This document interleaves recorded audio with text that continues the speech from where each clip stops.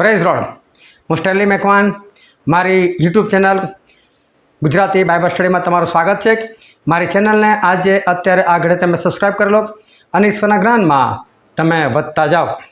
બાઇબલની અંદર પ્રકટીકરણના પુસ્તકની અંદર એક મારી નંખાયેલા જેવું હલવાન જોવામાં આવ્યું અને આ જે હલવાન શબ્દ વાપરવામાં આવેલો છે એ પ્રભુ ઈસુ ખ્રિસ્તને દર્શાવે છે. પરંતુ આ હલવાન માટે એવું લખવામાં આવ્યું છે કે તેને 7 શિંગડા છે. હવે આશ્ચર્યની વાત છે, આ તો પ્રભુ ઈસુ ખ્રિસ્તની વાત છે. અને હલવાન એટલે ઘેટાનું બચ્ચું. શું ઘેટાના બચ્ચાને શિંગડા હોય? ઘેટાને તો શિંગડા હોતા નથી. તો પછી આ જગ્યા પર શિંગડાની કેમ વાત કરવામાં આવી? અને પણ 7 શિંગડાની વાત કરવામાં આવી. આ 7 શિંગડા શું છે અને આ શિંગડા શું સૂચવે છે? અને આ તો પ્રભુ ઈસુ ખ્રિસ્તને દર્શાવે છે. તો તે છતાં આ શિંગડા જે છે એ કેમ બતાવવામાં આવ્યા છે? કેમ એ હલવાનના માથા પર શિંગડા છે અને એ પણ 7 શિંગડા કેમ છે એ જાણવાના માટે આ વિડીયોને તમે આખો જુઓ.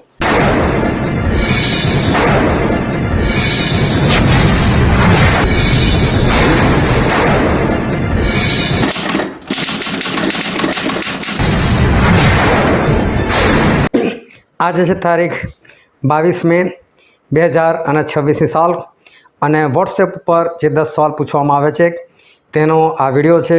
અને આજનો સૌથી પહેલો પ્રશ્ન છે, તારી આગળ મેં શું ઉઘાડું મૂક્યું છે તેને કોઈ બંધ કરી શકે તેમ નથી? અને એનો જવાબ છે બારણું. અને આ પ્રભુ ઈસુ ખ્રિસ્ત પોતે એવું કહી રહ્યા છે. પ્રભુ ઈસુ ખ્રિસ્ત એવું કહે છે કે મારી પાસે ચાવી છે, કે છે મારી પાસે હાદેસની ચાવી છે, મારી પાસે સ્વર્ગની ચાવી છે, દાઉદના રાજ્યની ચાવી મારી પાસે છે, આકાશના રાજ્યની ચાવી એ પ્રભુ ઈસુ ખ્રિસ્ત પાસે છે. એટલે કે સ્વર્ગના જે દરવાજા છે એની ચાવી પણ પ્રભુ ઈસુ ખ્રિસ્ત પાસે છે અને નર્કનો જે દરવાજો છે એની ચાવી પણ પ્રભુ ઈસુ ખ્રિસ્ત પાસે છે. બાઇબલનું વચન કહે છે કે છેલ્લે જ્યારે પ્રભુ ઈસુ એ આ શૈતાનને જ્યારે એ આગની ખાઈમાં નાખી દેશે ત્યારે કે છે એનું બારણું બંધ કરી દેશે અને એને મુદ્રાથી બંધ કરી દેશે, કોઈ એને ખોલી નહીં શકે. એટલે કે એની ચાવી કોની પાસે છે? તો પ્રભુ ઈસુ પાસે છે. એવી જ રીતે સ્વર્ગની ચાવી, તો સ્વર્ગની ચાવી પણ પ્રભુ ઈસુ ખ્રિસ્ત પાસે છે. અને પ્રભુ ઈસુ ખ્રિસ્ત એવું કહે છે કે મેં શું ઉઘાડું મૂક્યું છે કે છે તેને કોઈ બંધ કરી શકે એમ નથી. અત્યારે પ્રભુ ઈસુએ સ્વર્ગનો દરવાજો ખુલ્લો રાખ્યો છે. તમે નૂહના સમયમાં જુઓ, નૂહને વહાણ બનાવતા 100 વર્ષ લાગ્યા. 500 વર્ષના હતા ત્યારે તેમણે વહાણ બનાવવાની શરૂઆત કરી અને જળ પ્રલય થયો ત્યારે તેઓ 600 વર્ષના હતા. એટલે 100 વર્ષ એમને વહાણ બનાવતા લાગ્યા. એ 100 વર્ષ દરમિયાન એ વહાણનો દરવાજો કોઈ વખત બંધ થયો નહોતો. ચલો શરૂઆતમાં તો આપણે માની જ લઈએ કે વહાણ બન્યું જ નહોતું, પરંતુ જેમ જેમ તૈયાર થતું ગયું એમ એમ એ વહાણ ચારે તરફથી ખુલ્લું જ હતું. જો કોઈ પહેલેથી જ એને બેસી જાય તો પણ કશું થવાનું નહોતું. પરંતુ જ્યારે એનો દરવાજો બની ગયો, વહાણ આખું કમ્પ્લીટ તૈયાર થઈ ગયું, એના પછી નૂહ અને એનો પરિવાર એ જ્યારે એ લોકો વહાણની અંદર જતા રહે છે ત્યાર પછી બાઇબલમાં લખવામાં આવ્યું છે કે દેવે તે દરવાજો બંધ કર્યો. અને આ બાઇબલનું બહુ જ મોટું એક રહસ્ય છે કે એ વહાણનો દરવાજો દેવે બંધ કર્યો. હવે દેવે બંધ કર્યો એનો મતલબ દેવ કદાચ વહાણની અંદર હોય, કાં તો દેવ કદાચ વહાણની બહાર હોય. હવે કઈ છે એ અત્યારે આપણો સબ્જેક્ટ નથી, પરંતુ દેવે વહાણ કાં તો વહાણનો દરવાજો કાં તો અંદરથી બંધ કર્યો, કાં તો એમણે બહારથી બંધ કર્યો. એ જ્યાંથી બંધ કર્યો, પણ હું તમને જે કહેવા માગું છું સમજો કે એ વહાણના દરવાજાને કોઈ પણ જાતની સાંકળ કે એવું કશું હતું નહીં. હવે શું થાય છે કે જ્યારે વરસાદ પડવાની શરૂઆત થઈ હશે અને પછી ધીરે ધીરે પાણી ભરવાની શરૂઆત થઈ હશે અને લોકોને લાગ્યું હશે કે હા આ તો નૂહ કહેતા હતા એમ જ થયું, અલા આ તો જળપ્રલયની શરૂઆત થઈ ગઈ, આ તો પૃથ્વી ડૂબી જવાની, આપણે મરી જવાના. એને વહાણ જે છે ને બહુ ભારે હોય, એ થોડા પાણીમાં કંઈ ઊંચકાઈ ના જાય. અને એટલે જો વહાણ ઊંચકાયું નહીં હોય ત્યારે ઘણા બધા લોકો વહાણ પાછળ ભાગ્યા હશે. લોકોએ બૂમો પાડશે, નૂહ દરવાજા ખોલો, દરવાજો ખોલો, દરવાજો ખોલો, અમારે અંદર આવવું છે, અમને બચાવો. કોઈ કીધું હશે કે ભાઈ મારી વાઈફ પ્રેગ્નન્ટ છે અને 9મો મહિનો જઈ રહ્યો છે, જલ્દી ખોલો. તો કોઈએ કીધું હશે કે હું તારો કાકો, કે હું તારો મામો, કે હું તારો ભત્રીજો. ઘણું બધું લોકોએ કીધું હશે નૂહ દરવાજો ખોલો, દરવાજો ખોલો. પરંતુ હું નૂહ વિશે વાત કરું તો નૂહ ન્યાયી હતા. અને ઈશ્વરના લોકો હોય ને એ હંમેશા કોમળ હોય, નમ્ર હોય. એ લોકો કોઈની પ્રત્યે નફરત ના રાખતા હોય. એટલે નૂહ જે છે ને એ તરત દરવાજો ખોલવા ગયા જ હશે, પરંતુ ત્યાં કોઈ સાંકળ જેવું જ નથી. એટલે નૂહને લાગ્યું ખોલું તો કેવી રીતે ખોલું. નૂહે કદાચ ધક્કો પણ માર્યો હશે, બહારની બાજુ ધક્કો માર્યો હશે. જ્યારે બહારની બાજુ ધક્કો મારવાથી નહીં ખુલ્યો હોય તો અંદરની બાજુ ધક્કો મારવાનો પ્રયત્ન કર્યો છે, તો અંદરની બાજુ પણ નહીં ખુલ્યો હોય. કારણ કે ઈશ્વર જ્યારે બંધ કરે ને તો કોઈની તાકાત નથી કે એને ખોલી શકે.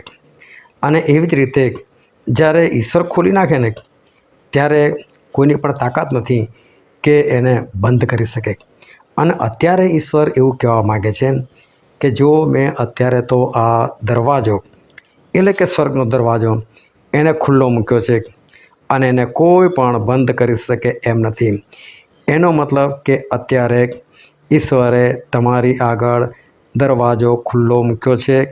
તમે ચાહો ત્યારે તમે સ્વર્ગમાં પ્રવેશ કરી શકો છો. તમે સાચું બાપ્તિસ્મા લઈને પવિત્ર આત્મા પ્રાપ્ત કરીને સ્વર્ગમાં પ્રવેશ કરી શકો છો. પરંતુ જે દિવસે દરવાજો બંધ થઈ ગયો એ દિવસે તમે તો શું, તમારી મંડળી શું, તમારા પાસ્ટર શું, તમારા બિશપ શું, કોઈ પણ એ દરવાજો ખોલી શકે એમ નથી. આના માટે જ્યાં સુધી ખુલ્લો છે ત્યાં સુધી આપણે એ સ્વર્ગની અંદર પ્રવેશ કરી લઈએ. એ 5 મૂર્ખીઓ બહુ ખખડાયું, પણ એકવાર બંધ થઈ ગયેલો પછી અંદરથી એક જ જવાબ આવે છે, હું તમને ઓળખતો નથી, વાર્તા ખલાસ કરો, અહીંથી ભાગી જાઓ બસ. પછીનો આજનો બીજો પ્રશ્ન છે, કોના તરફથી તમારા પર કૃપા થતાં શાંતિ હોજો. અને એનો જવાબ છે જે હતો ને જે આવનાર છે તેના તરફથી. હવે ઘણા બધા અંદર તો બાઇબલમાં શબ્દો વાપરેલા છે, પરંતુ મેં એમાંથી એક જ શબ્દ લીધો કારણ કે ઓપ્શન પછી બહુ લાંબુ થઈ જાય, એટલે મેં એમાંથી એક જ શબ્દ લીધો. અને બીજા બધા જે હતા એને મેં બીજા ઓપ્શનમાં લીધા જ નથી. બીજા ઓપ્શનમાં મેં કંઈક બીજું જ લખેલું છે. એટલે આનો સાચો જવાબ છે કે જે હતો ને જે આવનાર છે તેના તરફથી. હવે યુહાન શું લખે છે કે તમને કૃપા થતાં શાંતિ હોજો કે છે. કોના તરફથી? તો કે જે છે, જે હતો ને જે આવનાર છે. અને આ શબ્દ બાઇબલની અંદર 2 વ્યક્તિઓ માટે વાપરવામાં આવેલો છે. એમાં એક તો છે પ્રભુ ઈસુ ખ્રિસ્ત અને બીજા કોણ છે એ સસ્પેન્સ છે. એ હું તમને અત્યારે નહીં જણાવું, પરંતુ આવનાર દિવસોમાં જ્યારે સબ્જેક્ટ આવશે ત્યારે હું તમને જણાવીશ.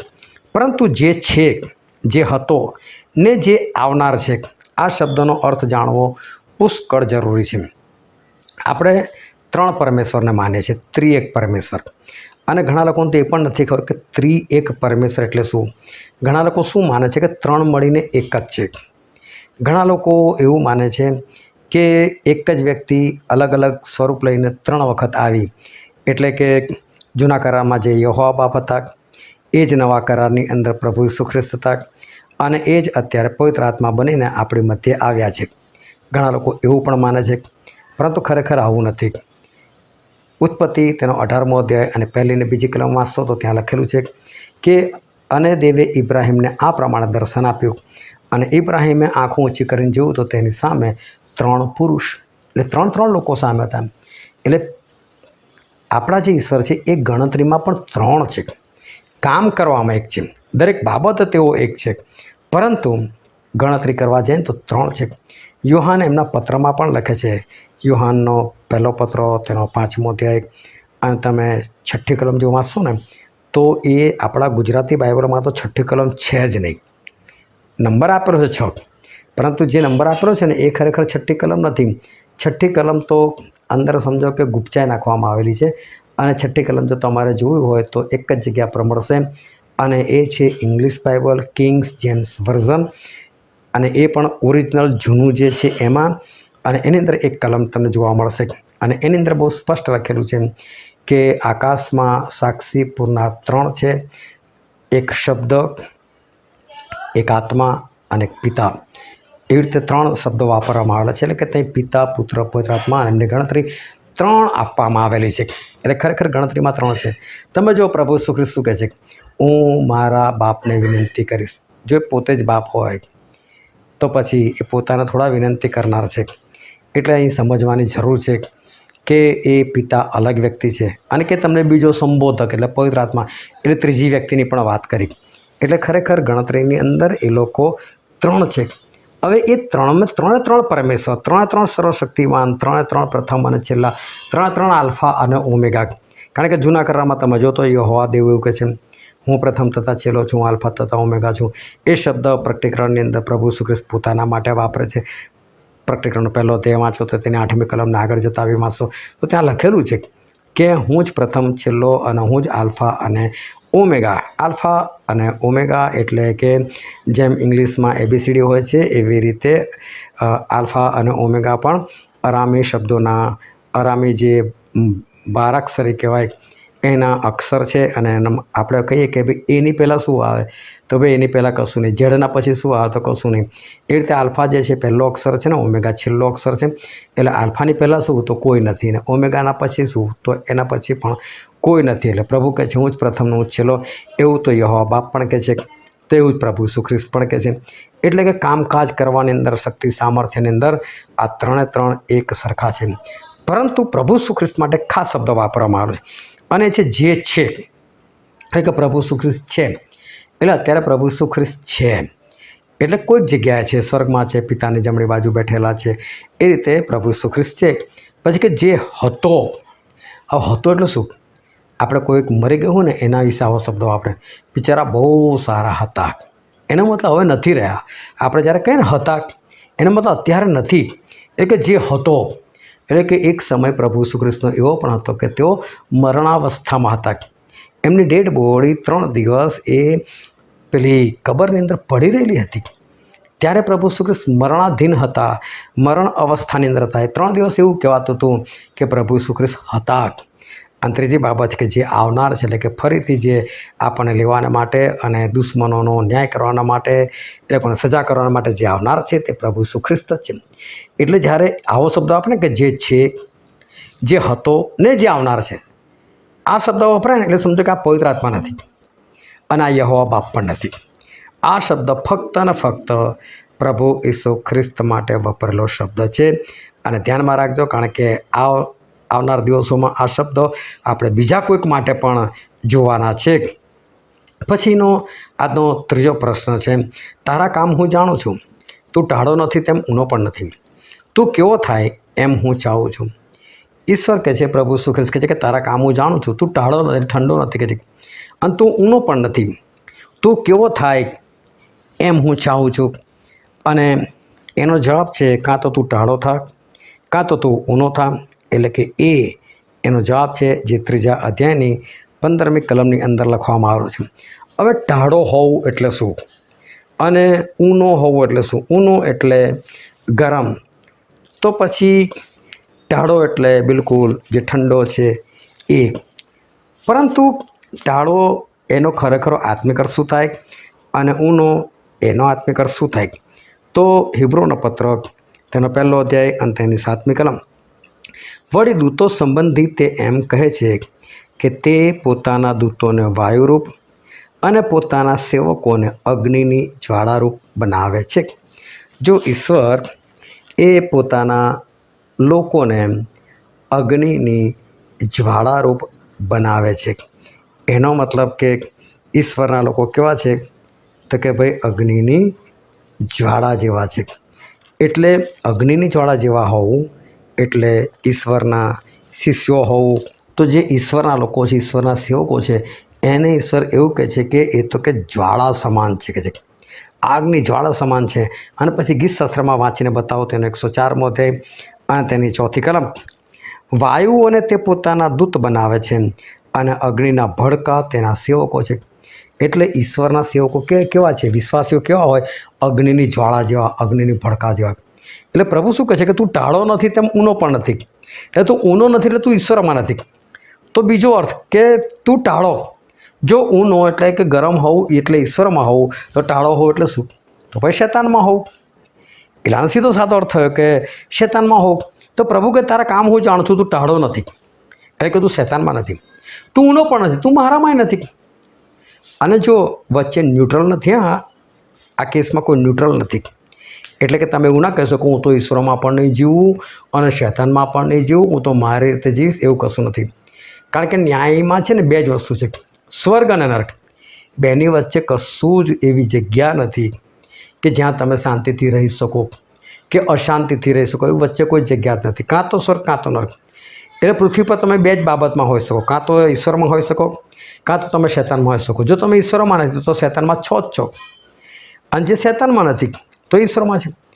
પણ ઈશ્વર શું કહે છે? તું તો કે ટાળો નથી, એટલે શૈતાનમાં નથી કહે છે. તું ઊનો પણ નથી કહે છે, એટલે કે તું ગરમ પણ નથી કહે છે. તો તું તો વચ્ચેવાળો છે, એટલે કે હુંફાળો છે કે છે. હવે હુંફાળો હોવું એટલે શું? હુંફાળા માણસ શું કરે ખબર?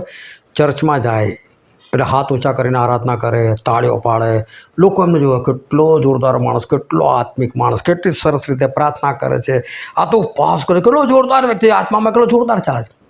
પણ જે વ્યક્તિને તમે ઘરે જઈને જુઓ, એ જ વ્યક્તિને તમે પોતાના મિત્રોની સાથે અલગ જગ્યા પર જુઓ, તાર પાછો ગાળો બોલતો હોય ને, લડાઈ બી કરતો હોય ને, ઝઘડાય કરતો હોય. પરંતુ સતત લડાઈ ઝઘડામાં નથી, એટલે સતત શૈતાનમાં નથી, અને એ સતત ઈશ્વરમાં પણ, સતત આરાધનામાં પણ નથી, બાઇબલ વાંચનમાં પણ નથી, એટલે એ ગરમ પણ નથી, એટલે હુંફાળો છે. પરંતુ ઈશ્વર શું ચાહે છે?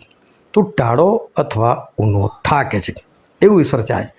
હવે જો ઊનો એટલે ગરમ, અને ગરમ એટલે પ્રભુમાં હોવું. જો ઈશ્વર એવું ચાહતા હોય ને કે તું ઊનો હોય તો સારું, તે વસ્તુ માનવામાં આવે. પણ પ્રભુ એવું કેમ ચાહે છે કે તું ટાળો થાય કે?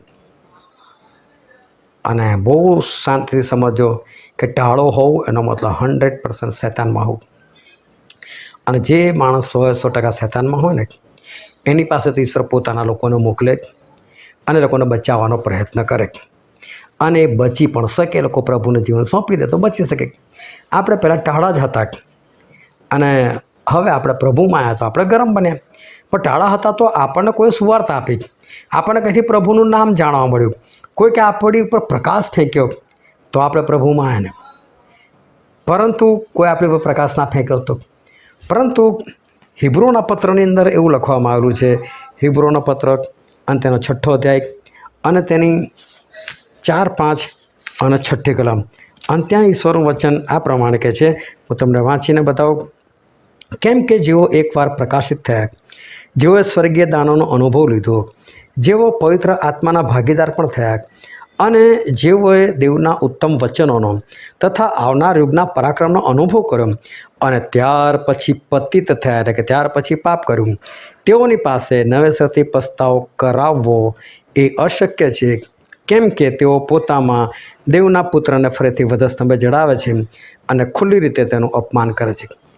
આનો અર્થ એવો થયો કે જે લોકો વિશ્વાસમાં આવ્યા પછી, પવિત્ર આત્માના ભાગીદાર થયા પછી, ઈશ્વરના પરાક્રમનો, ચમત્કારોનો અનુભવ કર્યા પછી, જો એ માણસ જાણી જોઈને પાપ કરે તો એવા માણસ ફરી કદી પણ પસ્તાવો નથી કરી શકતો. આ હુંફાળા લોકો, એટલે હુંફાળા લોકો તો છે ને ફરી કદી પ્રભુમાં આવવાના જ નથી. એ લોકોના માટે તો નર્ક પાક્કું થઈ ગયું. તમે જુઓ, જે સ્વર્ગદૂતોએ પાપ કર્યો એ લોકોને ઈશ્વરે પસ્તાવ કરવાનો સમય ના આપ્યો, એ લોકોને સીધા નર્કમાં જ નાખી દીધા. બીજો પિત્તર, બીજો ત્યાં 4ઠી કલમ ને યહૂદાના પત્રની 6ઠ્ઠી કલમ વાંચો, ખબર પડશે તમને. અને એટલા માટે કે જ્યારે કોઈ વ્યક્તિ એ જ્યારે વિશ્વાસમાં આવ્યા પછી, ઈશ્વરનો અનુભવ કર્યા પછી, પવિત્ર આત્માના ભાગીદાર થયા પછી જ્યારે જાણી જોઈને પાપ કરે છે ને, તો એ ફરી કદી સ્વર્ગમાં જઈ શકતો નથી, કારણ કે એ પસ્તાવો જ નથી કરી શકતો. તો પ્રભુ શું કે તું ટાળો હોત તો બહુ સારું, એટલે કે તું સંપૂર્ણપણે શૈતાનમાં જ હોત, તે કદી ઈશ્વરનું નામ ના જાણ્યું, તું હુંફાળો ના હોત, તો પછી હું તને બચાવવા માટે પ્રયત્ન કરત. પરંતુ હવે તો તું હુંફાળો છે ને, એટલે હું તને બચાવવાનો પ્રયત્ન પણ નથી કરી શકતો, કારણ કે હવે તું પસ્તાવ કરવાનો જ નથી. કેટલું ભયંકર છે. અને માટે તમે એકવાર ઈશ્વરમાં ના આવ્યા હોય ને તો તમારી પાસે તક છે. અને જો તમે ગરમ છે તો ગરમ જ રહેજો, બાકી હુંફાળા થયા ને તો તમે ગયા કામથી. આના માટે પોતાના વિશે બહુ ધ્યાન રાખવું જરૂરી છે. પછીનો પ્રશ્ન છે, તમારું પરીક્ષણ થાય એ માટે તમારામાંના કેટલાકને શૈતાન ક્યાં નાખવાનો છે? અને એનો જવાબ છે બંદીખાનામાં. આ છેલ્લા દિવસોની અંદર પ્રભુએ આપણને કીધેલું છે કે છેલ્લા સમયમાં સર્વ પ્રજાઓ તમારો દ્વેષ કરશે, તેઓ તમને પરસ્વાધીન કરશે, અને એટલે સુધી કે તમારા ઘરમાં પણ જો તમારા બાળકો કે તમારા ભાઈ બહેનો કે તમારા મા બાપ કે તમારા સગા વિશ્વાસમાં યોગ્ય રીતે નહીં હોય ને, એ લોકોએ તમને પકડાવી દેશે અને જેલમાં નાખશે. આ બધું શૈતાનથી થશે. અને જો તમે વિશ્વાસમાં નહીં બરાબર હો ને તો તમે બી લોકોને પકડાવનારા થશો. પણ તો આપણે શું કામ એવા થાય? આપણે ઈશ્વરમાં બરાબર ના ચાલે, આપણે યોગ્ય રીતે ના ચાલે, કે આપણે એવા ના બને. અને જેને બી આપણું પરીક્ષણ કરીને બંદીખાનામાં નાખવા હોય તો નાખે, ત્યાં જઈને પણ સુવાર્તા પ્રગટ કરવાની, ત્યાં જઈને પણ આપણે પ્રાર્થના કરીશું. પરંતુ જેલમાં જવાની તૈયારી એક વિશ્વાસી તરીકે તમારે રાખવી જ જોઈએ, કારણ કે આવું થવાની પૂરેપૂરી સંભાવના છે. પછીનો પ્રશ્ન છે, રાજ્યાસનની મધ્યે તથા રાજ્યાસનની આસપાસ આગળ પાછળ આંખોથી ભરપૂર એવા કેટલા પ્રાણી હતા? અને એનો જવાબ છે 4 પ્રાણી. 4 પ્રાણીઓ હતા. હવે આ જે 4 પ્રાણીઓ છે એ અલગ અલગ છે, પરંતુ હું છેલ્લા વિડીયોમાંથી હું કહેતો આવ્યો છું કે આ 4 પ્રાણીઓ કોણ છે, કેવા છે, એનું રહસ્ય શું છે, હું આવનાર વિડીયોમાં કહીશ. અને આવતીકાલે જે પ્રશ્નો છે એની અંદર બની શકે આ પ્રશ્ન પૂછાય, અને પૂછાય તો એનો જવાબ તમને મળશે કે એ પ્રાણીઓ ખરેખર શું કહેવા માગે છે. પરંતુ મારી સાથે બની રહેજો, તો આ બધા રહસ્યો જે છે એ જાણવા મળશે. કારણ કે તો 4 પ્રાણી છે, આપણને વિચાર આવે કે આવું પ્રાણી ઈશ્વરે કેમ બનાવ્યું, પરંતુ એ પ્રાણી ખરેખર શું કહેવા માગે છે એ આપણે આવનાર દિવસોમાં એ જોઈશું. પછીનો પ્રશ્ન છે, કોણ કહેતી હતી તું જે જુએ છે તે પુસ્તકમાં લખ? અને એનો જવાબ છે મોટી વાણી. રણશિંગડાના જેવી એક મોટી વાણી. રણશિંગડાની વાણી નથી, પરંતુ યોહાન એવું સરખામણી કરે છે કે રણશિંગડાની જેવી વાણી હોય છે ને એવી વાણી. પણ મેં ઓપ્શનમાં એક રણશિંગડાની વાણી પણ લખ્યું, એટલે કોઈ કન્ફ્યુઝ થઈ જાય. પરંતુ રણશિંગડાની વાણી નથી સાંભળી, રણશિંગડાની જેવી એક મોટી વાણી, એટલે જવાબ આવે મોટી વાણી. અને એ વાણી એવું કહેતી હતી કે યોહાન, આ બધું તું જે જુએ છે ને એ તું પુસ્તકમાં લખ. હું તમને કહેવા માગું છું કે ઉત્પત્તિથી લઈને પુનર્નિયમ સુધી જે પુસ્તકો છે એ મૂસાએ લખ્યા. હવે મૂસાએ કેવી રીતે લખ્યા કે ઈશ્વરે એમને કીધું, મૂસા આવું લખ, આવું લખ, આવું લખ, અને એટલે મૂસા લખતા ગયા. બાકી આદમને કેવી રીતે બનાવ્યા મૂસાને થોડી ખબર છે, એ થોડા જોવા ગયેલા. પરંતુ ઈશ્વરે કીધું એટલે મૂસાએ લખ્યું. પછી તમે ઇતિહાસના પુસ્તકો જુઓ. ઇતિહાસના એટલે ન્યાયાધીશોનું પુસ્તક છે, યહોશુઆનું પુસ્તક છે, એસ્તરનું પુસ્તક છે, રૂથનું પુસ્તક છે, રાજાઓ, શમૂએલ, કાળુતાંત, આ બધા છે ને ઇતિહાસના પુસ્તકો. એટલે કે એની અંદર બધી ઘટનાઓ લખવામાં આવે છે. કોની સાથે કેવી ઘટના બની, કોને આશીર્વાદ મળ્યા, કોણ શ્રાપિત થયું, કોણ દેવમાં કેવું ચાલ્યું તો કેવું પ્રતિફળ મળ્યું. એટલે કે બધા ઇતિહાસના પુસ્તકો કહેવાય. જે બની ગયેલી ઘટનાઓ છે એના પુસ્તકો કહેવાય. અને એ બધા પુસ્તકો લખવામાં આવ્યા. એ કેવી રીતે લખવામાં આવ્યા કે જે થયું એ બધું યાદ કરીને પવિત્ર આત્માથી લોકોએ એ પુસ્તકો લખ્યા. અને પ્રબોધકોના પુસ્તકો કેવી રીતે લખાયા? તો પ્રબોધકોના પુસ્તકો કેવી રીતે લખાયા કે ઈશ્વરે એ લોકોની સાથે વાત કરી, અને ઘણા કિસ્સામાં ઈશ્વરે એ લોકોને દર્શન આપ્યું. દર્શન એટલે એ દર્શન એવું હોય કે એ લોકો ખુલ્લી આંખે પણ જોઈ શકે અને બંધ આંખે પણ જોઈ શકે, પણ હોય જાગતા. પણ એમાં છે ને બધી ભેદ ભરેલી વાતો હોય. દાખલા તરીકે યર્મિયા જુએ છે કે અંજીરની 2 ટોપલી જુએ છે, પણ અંજીરની ટોપલી શું કહેવા માગે છે એમને ના ખબર પડે. પછી ઈશ્વર આવીને કે અંજીરની ટોપલી આવું કહેવા માગે, તેવું કહેવા માગે છે. હજકેલ જુએ કે બહુ મોટી ખીણ હતી અને બધા હાડકાઓ, મનુષ્ય હાડકાઓથી ભરેલા હતા, અને બધા હાડકા સુકાયેલા હતા, અને કોઈ પણ હાડકો એકબીજાની સાથે મેચ નહોતું ખાતું, બધા છૂટા પડી ગયેલા હતા. અને પછી એ બધા જોઈન્ટ થાય છે અને મોટી સેના ઊભી થાય છે બધું. તો એ શું કહેવા માગે છે એમને નથી ખબર.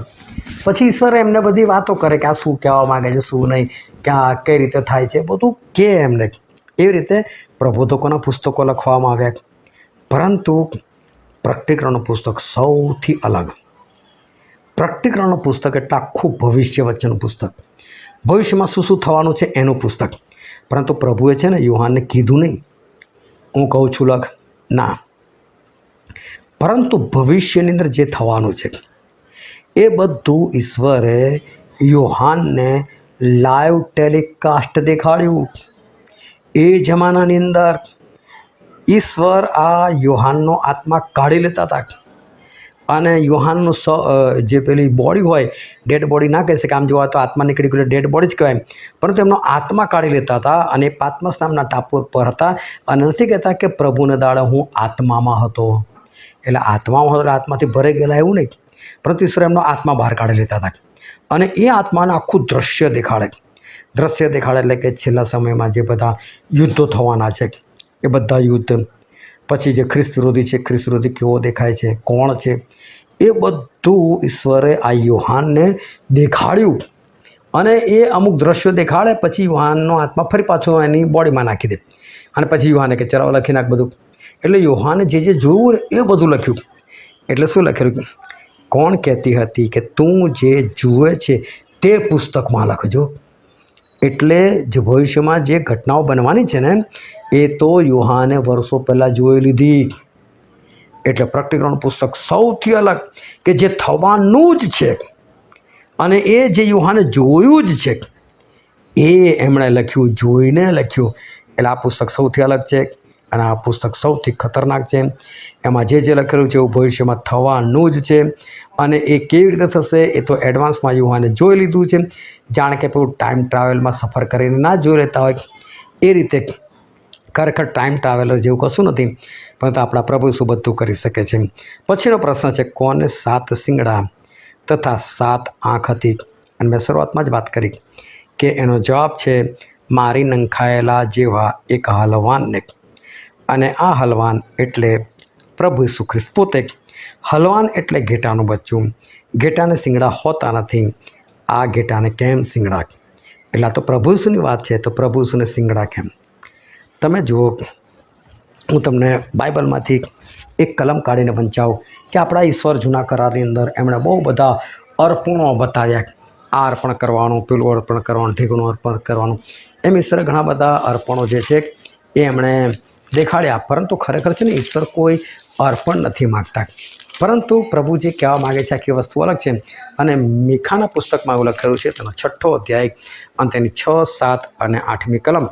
ત્યાં એવું લખેલું છે, હું શું લઈને યહોવાની હજુરમાં આવું ને મહાન દેવને નમસ્કાર કરું? શું હું દહનાર્પણો લઈને, 1 વર્ષના વાછરડાને લઈને તેની આગળ આવું? શું હજારો ઘેટાઓથી કે તેલની હજારો નદીઓથી યહોવા રાજી થશે?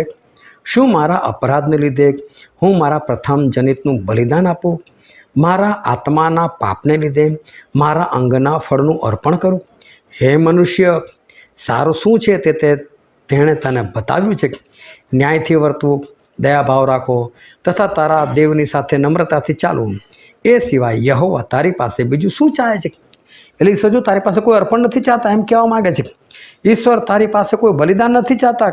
ઈશ્વર તારી પાસે કોઈ ઘેટા બકરા, તેલ બેલ, ઘી બી કશું માગતા નથી. ઈશ્વર તો એવું કહે છે કે બસ તું ન્યાયપણાથી ચાલ. એટલું જ ઈશ્વર ચાહે છે, એ જ ઈશ્વર બતાવે છે. જ્યારે દાઉદ રાજાએ પાપ કર્યું તો ખબર હતી કે વ્યભિચાર માટે કેવા અર્પણો કરવાના, તો અર્પણ કરીને છૂટી જાત. પરંતુ દાઉદ રાજાએ એવું ના કર્યું. દાઉદ રાજાએ તો પસ્તાવો કર્યો અને એ પસ્તાવ કરીને એ શું કહે છે ખબર છે? આપણે હું તમને વાંચીને બતાવું. અને ગીતશાસ્ત્રનું પુસ્તક અને તેનો 51મો અધ્યાય અને હું વાંચું છું તેની 16મી કલમ. કેમ કે તું યજ્ઞથી રીઝતો નથી, નહીં તો હું તે અર્પણ કરત. તું દહન અર્પણથી આનંદ પામતો નથી. ઈશ્વરના યજ્ઞ તો રાંક મન છે. હે ઈશ્વર, તું રાંક અને નમ્ર હૃદયને ધિક્કારીશ નહીં. જો ઈશ્વર કદી કોઈ અર્પણ નહોતા માગતા. તમને એવો પ્રશ્ન થાય તો પછી અર્પણ માગ્યા કેમ?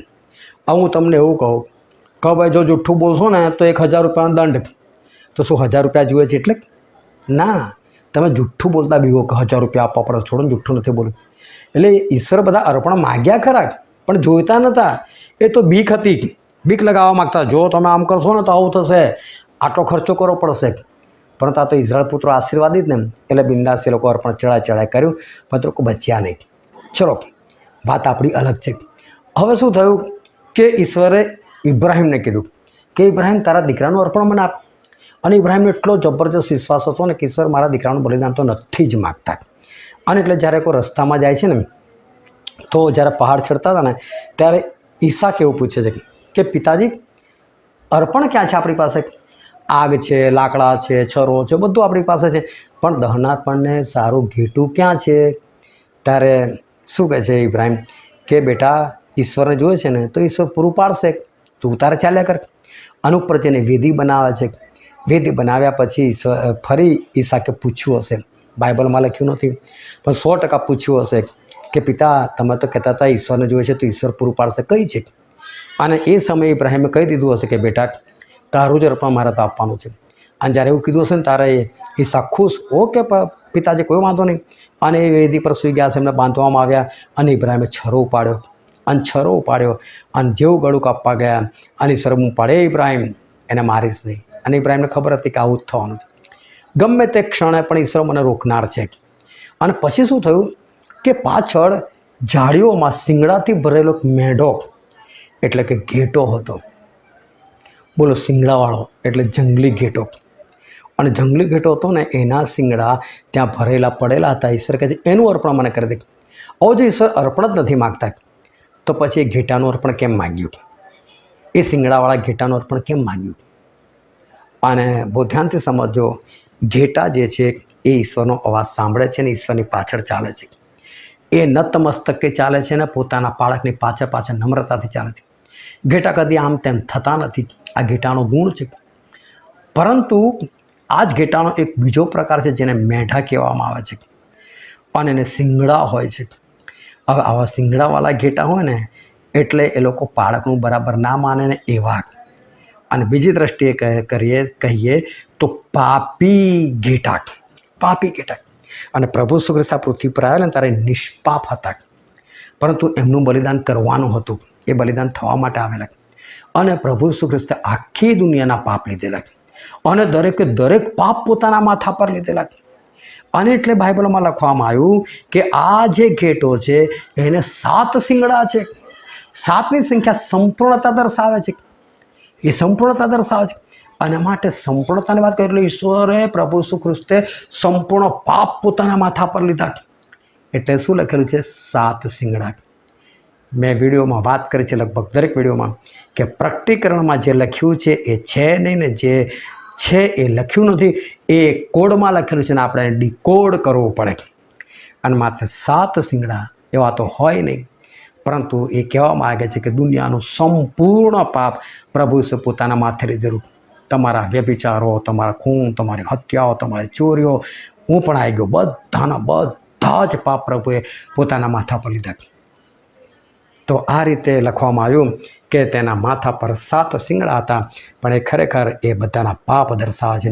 પછીનો પ્રશ્ન છે, કોને દેવના પારાદેશમાંના જીવનના ઝાડ પરનું ફળ હું ખાવાને આપીશ? અને છે જે જીતે છે તેને. અને ગઈકાલે મેં વિડીયોમાં એ વાત બતાવેલી હતી કે જીતે છે એટલે શું. 7 બાબતો મેં બતાવેલી હતી કે 7 વાતોમાં તમારે જીતવાનું છે. 7 મંડળીએ જે 7 પત્રો લખેલા છે એ પ્રમાણે તમારે જીતવાનું છે. અને જેટલા શેતાન પર વિજય પ્રાપ્ત કરી લે એ બધા એ પારાદેશમાંનું ફળ એ ખાશે. પછીનો પ્રશ્ન છે, કોણે પોતાના રક્તથી દેવને સારું સર્વ કુળોના, ભાષાના, પ્રજાના તથા દેશોમાંના લોકોને વેચાતા લીધેલા છે? અને એનો જવાબ છે હલવાને. અને હલવાન એટલે પ્રભુ ઈસુ ખ્રિસ્ત. અને શું લખેલું છે કે કોણે પોતાના રક્તથી દેવને સારું સર્વ કુળોના, ભાષાના, પ્રજાના તથા દેશોમાંના લોકોને વેચાતા લીધા છે. જો પ્રભુ ઈસુએ પોતાના લોહીથી આપણને ખરીદ્યા.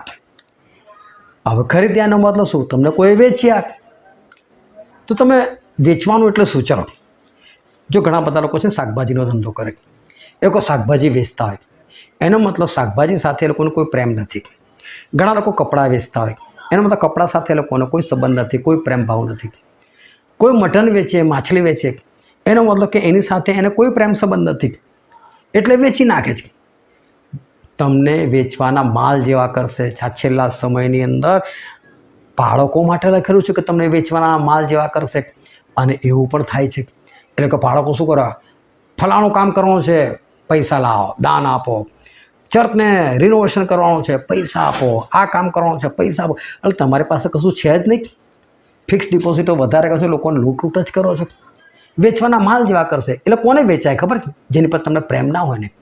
કોઈ બાપ પોતાના છોકરાને વેચે? કદી પણ ના વેચે. તો અહીંયા પ્રભુ ઈસુએ આપણને ખરીદ્યા, તો વેચ્યા કોણે?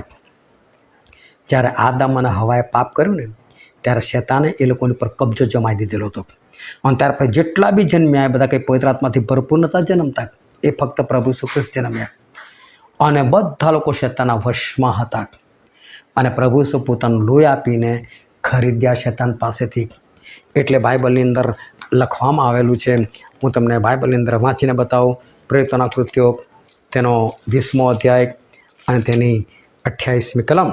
તમે પોતાના સંબંધી તથા જે ટોળા ઉપર પવિત્ર આત્માએ તમને અધ્યક્ષો નિમ્યા છે તે સર્વ સંબંધી સાવધાન રહો, જેથી દેવની જે મંડળી તેણે પોતાના લોહીથી ખરીદી તેનું તમે પાલન કરો. જો દેવે એટલે કે પ્રભુ ઈસુ ખ્રિસ્તે પોતાના લોહીથી આપણને ખરીદ્યા છે. શેતાને તો વેચવાના માલ જેવા, સમજો કે આપણે શેતાનના વશમાં હતા ને, એટલે શું થયું કે આપણે શેતાનના વશમાં હતા ને એટલે પ્રભુએ શેતાન સાથે સોદો માર્યો, મારા લોકોને છોડવાનો તો શું બદલો લઈશ, શું વળતર લઈશ બોલ. અને એણે શું કીધું, તારો જીવ આપી દે કે છે તો હું આ લોકોને છોડ કે છે. એટલે શેતાને આઈડિયા મારેલી, આ મરી જાય તો હું આખી પૃથ્વીનો રાજા બની જાઉં, સ્વર્ગનો પણ રાજા બની જાઉં, નર્કનો રાજા બની જાઉં, મન ફાવે એમ જીવું. પરંતુ એને નથી ખબર કે આ ત્રીજા દિવસ ફરી પાછું સજીવન પણ થઈ શકે છે. અને આ શેતાન સાથે પ્રભુએ સોદો માર્યો અને એણે આપણને વેચ્યા અને પ્રભુ વિશે આપણને ખરીદ્યા. કારણ કે 1 કોરિન્થી 6:20 કલમ શું કહે છે, કેમ કે મૂલ્ય આપીને તમને ખરીદવામાં આવ્યા હતા તો તમારા શરીર વડે દેવને મહિમા આપો. આપણે ખરીદેલા છે. હું તમને કહું, કોણ ખરીદાયેલું છે? શું બધા લોકો ખરીદાયેલા છે? ના. તો શું ઈશ્વરે બધા માટે જીવ નથી આપ્યો? હા, બધા માટે આપ્યો છે. બધાની કિંમત ચૂકી છે. પણ ખરીદાયેલું કોણ છે એ જાણવું હોય તો તમે મને કોમેન્ટમાં જણાવજો, તો પછી હું તમને એ બાબત વિશે શીખવાડીશ. પણ તો અત્યારે આપણો સબ્જેક્ટ નથી. પછી 1 કોરિન્થી 7:23 કલમમાં શું લખેલું છે, તમને મૂલ્ય આપીને ખરીદવામાં આવ્યા હતા, માણસના દાસ ન થાવ. જો પ્રભુએ આપણને ખરીદ્યા છે, એમનું અમૂલ્ય અને પવિત્ર લોહી આપીને ઈશ્વરે આપણને ખરીદ્યા છે. બહુ મોટી વાત ઈશ્વર કરી. જેમ પેલો ગુંડો હોય ને, એ કોઈકને ઉઠાઈ જાય અને પછી ઘરે ફોન કરે એના બાપને, આટલા પૈસા આપો તો તમારા છોકરાને છોડીશ. અને એને કહેવાય ખંડણી. એને કહેવાય ખંડણી, કે તમે જો પૈસા આપીને તમારા બાળકને છોડાવો ને તો તમે ખંડણી આપી કહેવાય. અને એ રીતે પ્રભુ છે ને આપણા માટે ખંડણી આપી. હું તમને બાઇબલમાંથી વાંચીને બતાવું. માર્કની લખેલી સુવાર્તા તેનો 10મો અધ્યાય અને તેની 45મી કલમ. કેમ કે માણસનો દીકરો એટલે પ્રભુ ઈસુ ખ્રિસ્ત સેવા કરાવવાને નહીં પણ સેવા કરવાને ને ઘણાની ખંડણીને સારું પોતાનો જીવ આપવાને આવ્યો છે. કેટલું સ્પષ્ટ લખેલું છે કે પ્રભુ ઈસુ ખ્રિસ્ત ખંડણીને સારું જીવ આપવા માટે આવ્યા. શેતાને ખંડણી લીધી. તમે જૂનો કરાર વાંચજો, એમાં ઘણા બધા રાજાઓ છે ને, એ સુલેમાનને, દાઉદને ખંડણી આપતા હતા. ભાઈ અમને મારશો નહીં, તમે તો બહુ સામર્થ્યવાન છો, અમને મારશો નહીં, અમે દર વર્ષે તમને આટલું સોનું મોકલાવી દઈશું. એને ખંડણી કહેવાય. એ લોકો ખંડણી લેતા હતા. અને એવી રીતે શેતાને ખંડણી લીધી પ્રભુ ઈસુ ખ્રિસ્ત પાસેથી, તમારા અને મારા માટે. અને ખંડણી હતી પ્રભુ ઈસુ ખ્રિસ્તનું લોહી, એનાથી આપણને ખરીદ્યા.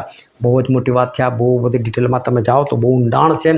પરંતુ તમે ઈશ્વરમાં બની રહો, બાઇબલ વાંચન વધારે કરો. અને આજનો છેલ્લો પ્રશ્ન છે, જો તું જાગૃત નહીં રહેશે તો હું શાની પેઠે આવીશ? અને એનો જવાબ છે ચોરની પેઠે. ઘણા બધા લોકો કહે છે પ્રભુ ઈસુ ખ્રિસ્ત ચોરની પેઠે આવશે, ચોરની પેઠે આવશે, ચોરની પેઠે. પ્રભુ ઈસુ ખ્રિસ્ત ચોરની પેઠે નથી આવવાના. શું કામ એ ચોરની પેઠે આવે? એમણે એવું શું કામ કર્યું તો ચોરની જેમ આવે? એમણે ચોરની જેમ આવવાની કંઈ જરૂર નથી. પરંતુ તમને બાઇબલમાંથી એક વચન કાઢીને બતાવું. 1 થેસાલોનિકીનો 5મો અધ્યાય અને હું 1 ને 2 કલમ વાંચું છું. પણ ભાઈઓ, સમયો તથા પ્રસંગો વિશે તમને લખવાની કંઈ પણ અગત્ય નથી, કેમ કે તમે પોતે સારી પેઠે જાણો છો કે જેમ રાતે ચોર આવે છે તેમ પ્રભુનો દિવસ આવે છે. એટલે કે જેમ રાતે ચોર આવે છે તો ચોર તમને ખબર આપીને આવે છે? ના, ચૂપચાપ આવે છે, અંધારામાં આવે છે. પણ પ્રભુ છે એવું તો શું કર્યું કે અંધારામાં આવે? એ શું કામ ચૂપચાપ આવે? હું આગળ વાંચું છું. કેમ કે જ્યારે તેઓ કહેશે કે શાંતિ તથા સલામતી છે, ત્યારે પ્રસૂતાની પીડાની પેઠે તેઓનો અકસ્માત નાશ થશે અને તેઓ બચી નહીં જ જશે. અને પછી 4th કલમ બહુ સરસ.